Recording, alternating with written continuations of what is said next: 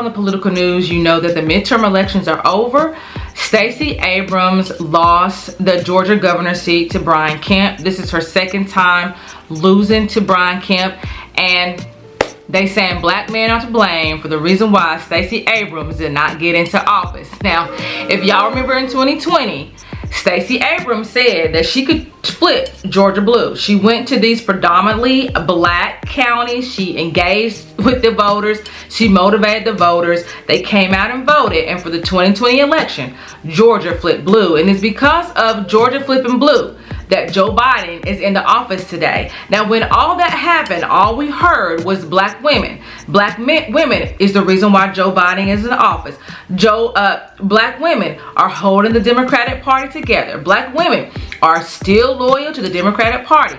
Black women are the reason why Georgia flipped blue. Not one time was there really any acknowledgement for the black male voters. They acted like that black male voters were not also included in Joe Biden getting in office. They acted like black male voters were not also the reason why Georgia flipped blue. They completely ignored the black man altogether. Now all of a sudden, Stacey Abrams done lost. Now all of a sudden, all you hearing is black men. They are the blame for the reason why she lost. They don't vote. They don't vote Democrat. They don't vote. They don't want a black woman in office. I mean, there's a lot of reasons why the black man did not vote for Stacey Abrams, and that is the reason why she did not win the governor's seat. Now, first and foremost, and we all know that is absolutely not true. I mean, they already put out the statistics of the exit polls and showed that 84% of the black male voter voted for Stacey Abrams. And so even after seeing the exit polls, people are still blaming the black man for Stacey Abrams not getting to office. Now, if you are from Georgia, or if you know anything about Georgia, I actually lived in Georgia before I moved here. And if you know Georgia, if you've ever been to Georgia, you know that there are some counties that are predominantly black counties. When you go to the Atlanta metro area, you will see a high volume of black people there. Even if you go down to Macon, Columbus, Savannah, Albany, some of those other southern Georgia cities, you will also see a high volume of black people as well. I mean, there's black people all over Georgia, but these is where you're going to see predominantly a lot of black people. However, that doesn't take away the fact that Georgia is still a deep South state. It is still reaping in oppression. It is still reaping in racism. That has not gone away. And so it's going to be very difficult for a black candidate to win in Georgia anyway. Even though Georgia flipped blue for the 2020 election, all of the offices that are held in Georgia are held by Republicans. So that should tell you something. Black candidates, if they are trying to win in Georgia, not only are they going to have the black vote, they're also going to have some white voters as well. It is only how they're going to be able to win in Georgia. Now, only 25% of the white voters voted for Stacey Abrams versus about 70-something%, I think it was 74%, 76%, something like that, who voted for Kemp. Well, if you only had 25% of the white voters, you already know you were not going to win that election. It didn't matter if all the black men voted in Georgia. That still is not really going to balance it out when you don't have any really outside of the black community. And I think black candidates need to remember that. It's not just the black vote that's going to get you in office. Obama did not get into the office just because of the black vote.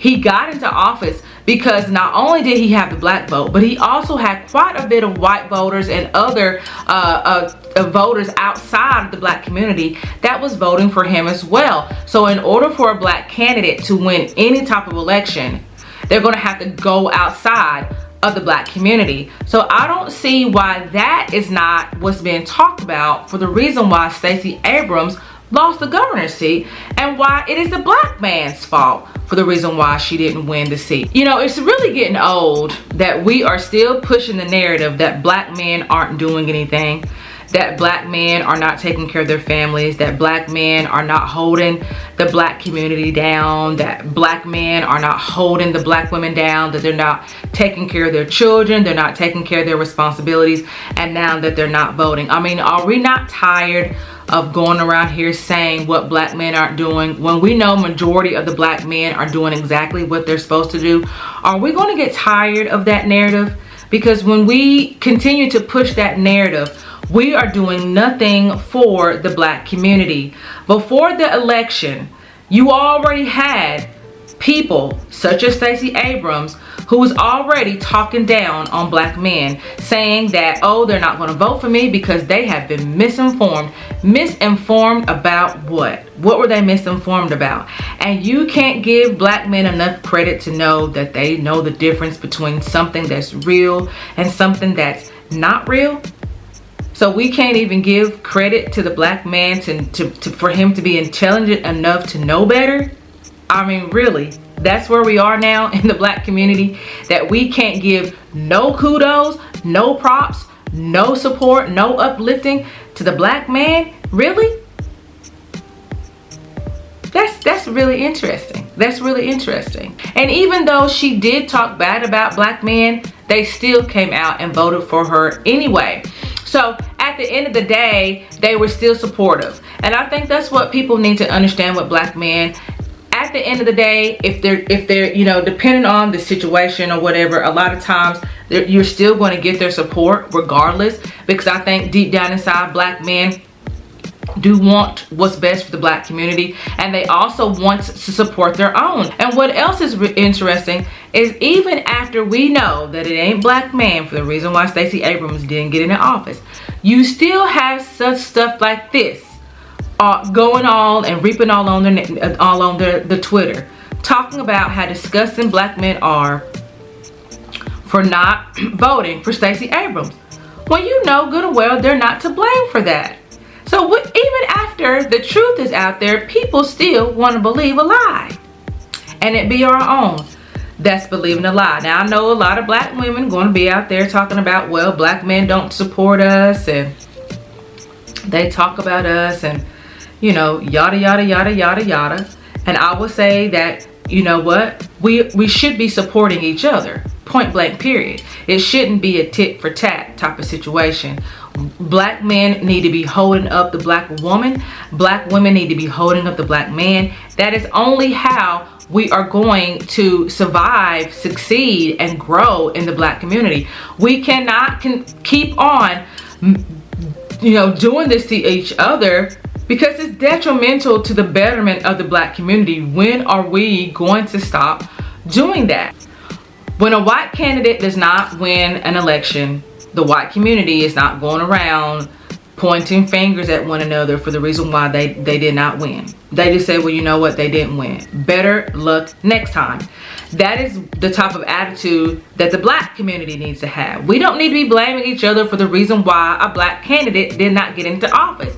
Because even though it's a black candidate, that black candidate still should have an agenda that is going to be the betterment of the black community. They still should be able to come up with some solutions to the concerns and issues for everyone in the black community, and they should be able to follow through. A lot of black people are just fed up and tired. They're tired of the same old thing happening over and over again. We're still talking about the same old issues.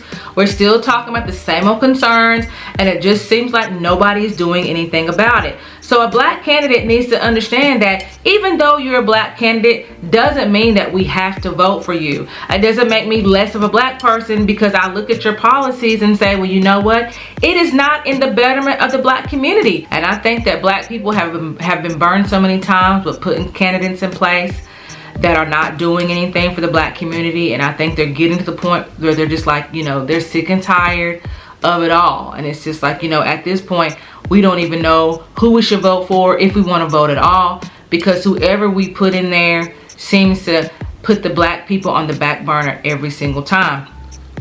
So that's where the black community, I feel like right now, is coming to when it comes to this whole political election process anyway.